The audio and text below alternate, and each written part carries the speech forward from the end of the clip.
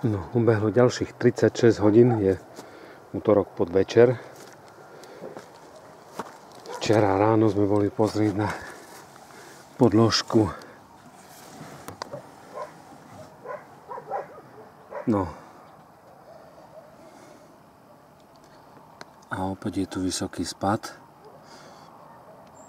Včera som sa zamýšľal, že či 200 alebo 300, nakoniec som usúdil, že no tak povedzme, že 200, ale klieštiky som zosypal a spočítal som ich a to množstvo, ktoré bolo teda včera ráno, bolo nakoniec 460 kusov.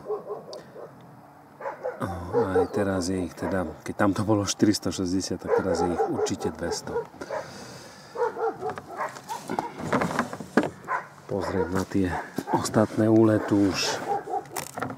už neboli spady. No, nie je žiadny.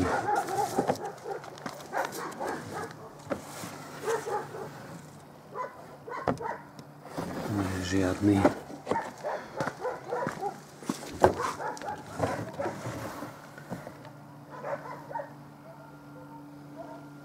Tu je asi 1, 2, 3.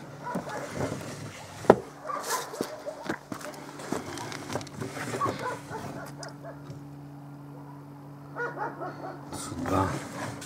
Ale to je rezultát nejakého týždňa, poviem.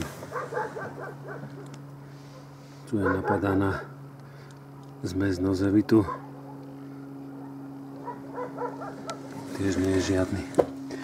No, tak dúfam, že sa podarilo stlačiť populáciu klieštika na minimum ešte, ak teda včely budú v pohode a živé. Dáme všetkým pokap kyselinou šťaveľovou, kde si na prelome roka. No, uvidíme, čo ukáže ďalšia doba, či to teda včelky dajú alebo nedajú.